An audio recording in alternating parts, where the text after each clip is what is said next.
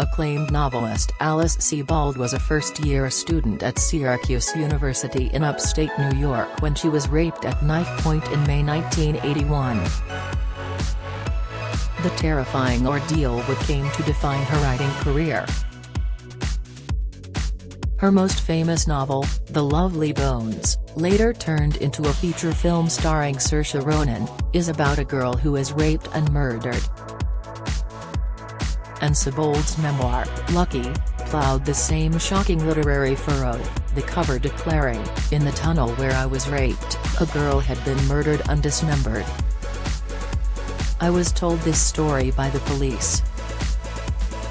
In comparison, they said, I was lucky." Critics rhapsodized about her unflinching description of the rape, her determination to wrest her life back from her attacker, as well as her courage to speak the unspeakable. That she should be able to use a tragedy that might have ruined her life as the inspiration for a glittering literary career seemed entirely just. The only problem, it appears, is that it also ruined another innocent life, that of the man she identified in court as her attacker, who spent 16 years in prison for the crime from which he has now been exonerated. On Monday, a judge in Syracuse squashed the conviction of Anthony Broadwater at the request of prosecutors, who admitted there had been serious flaws in the original trial.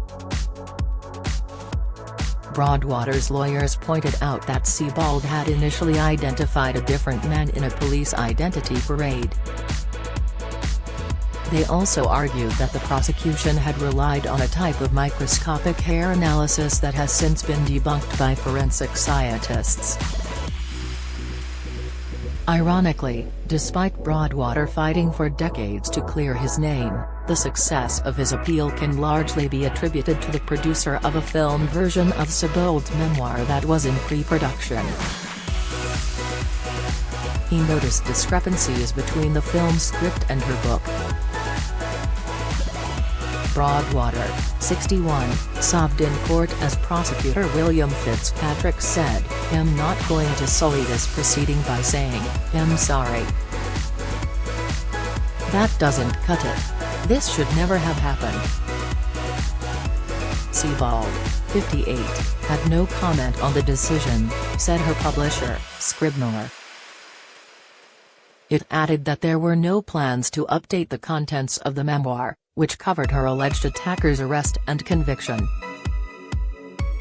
In a 2003 interview she said, "Everybody in my case had said, whatever you do, don't look at the rapist when you go in the court because he will try to intimidate you. So as soon as they told me that, I knew I would. I looked at him intensely and wouldn't take my eyes away from him, and he turned away and looked down." For his part, Broadwater said he truly and strongly sympathized with the author. "Something did happen, but I was not the person," he said. "I just hope and pray that maybe Miss Sebold will come forward and say, hey, I made a grave mistake, and give me an apology." Broadwater, who passed 2 lie detector tests attesting his innocence, said his life had been blighted by his conviction. After his release from prison in 1999 on the completion of his sentence, he remained on a public sex offender register and was ostracized by friends, family and employers. He was forced to do odd jobs and manual labor to get by, and specifically work night shifts so that he would have an alibi if there was another attack like the midnight rape of Sebold. He said his wife, Elizabeth, had wanted to have children but he refused, saying that he didn't want them to have to live with the stigma of his conviction. And his supposed crime was there for all to see. In Sebold's 1999 memoir, his accuser had graphically described what befell her as she was returning home through a park near her university campus. The 18-year-old was grabbed from behind, beaten, cut and dragged into a bottle-strewn tunnel that was an underground entrance to an amphitheater. Sebold, who was a virgin, said the monster who raped her told her, "You're the worst bitch I ever done this to."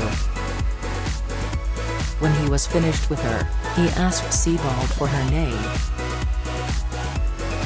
"I couldn't lie. I didn't have a name other than my own to say," she said. So his parting words were, "Nice knowing you, Alice. See you around sometime."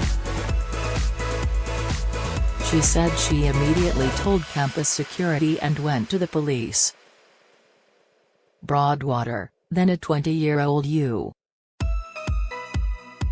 Marine, was arrested 5 months later, after Sebold passed a man she was certain had been her attacker on the street. He was smiling as he approached. "He recognized me," she wrote in Lucky. It was a stroll in the park to him, he had met an acquaintance on the street. "Hey, girl," he said. "Don't I know you from somewhere?" Sebold said she didn't respond. "I looked directly at him. Knew his face had been the face over me in the tunnel." She called the police, and Broadwater, who had supposedly been seen in the area, was arrested. However, Sebold then failed to identify him in the police identity parade. She picked a different man as her attacker because, she wrote, "The expression in his eyes told me that if we were alone, if there were no wall between us, he would call me by name and then kill me." Broadwater was nevertheless tried the following year. The outcome of the police lineup was mentioned at the trial, but, when Sebold took the witness stand, she identified the accused as her rapist. An expert witness told the court that microscopic hair analysis had tied Broadwater to the crime. He was convicted of rape and sodomy, and sentenced to 8 to 25 years in prison. Sebold, the daughter of a Spanish lecturer, moved to New York and, while working as a waitress as she tried to establish herself as a writer, started taking heroin. She struggled to have romantic relationships, and found sex like gritting your teeth on a frightening carnival ride that those around you appear to enjoy. She later decided that she was suffering from post-traumatic stress disorder and underwent therapy. The Lovely Bones, her first novel, was published in 2002, 3 years after her memoir, which had met with little interest, and was an instant hit, selling 5 million copies. The story is told from the perspective of a 14-year-old girl, Susie Salmon, who, speaking from heaven, recounts how she was lured into an underground hideout by a neighbor who then raped and murdered her. Sebold has acknowledged that, without her experience of rape, she might never have written The Lovely Bones. Following the success of the novel, Lucky was reissued and became a bestseller. In 2019, it was announced that Lucky would also be made into a feature film, although it was reported yesterday that the project was abandoned several months ago because of funding problems. In the course of pre-production, Timothy Muckiant, an executive producer, began to question the story behind it. "I started having some doubts, not about the story that Alice told about her assault, which was tragic, but about the second part of her book, about the trial, which didn't hang together," he said. He was so skeptical that he left the production in June and hired a private detective called Dan Myers to look into the case. On the basis of his findings, Muckiant became convinced of Broadwater's innocence. His concerns were taken up by lawyers hired by Broadwater, who argued at the subsequent appeal hearing that the original trial had hinged on two unreliable pieces of evidence: Sebold's identification of Broadwater and hair evidence provided by a forensic chemist. Both were flawed, they said. The fact that the writer had initially picked another man in the identity parade, telling the trial that he and Broadwater looked like twins, was enough to raise reasonable doubt, they said. As for the hair evidence, the prosecution's forensic expert said at the trial that the samples of the rapist's hair found on her body were consistent with Broadwater's hair, but he couldn't say how many other people might have similar hair. He even conceded that there was a possibility the hair may have belonged to someone other than the accused. In 2016, no less an authority than the then FBI Director James Comey acknowledged that trials in the 1990s and earlier had put more weight on hair comparison than scientifically appropriate. He added that hair is not like fingerprints, as there aren't any studies that show how many people have identical-looking hair fibers.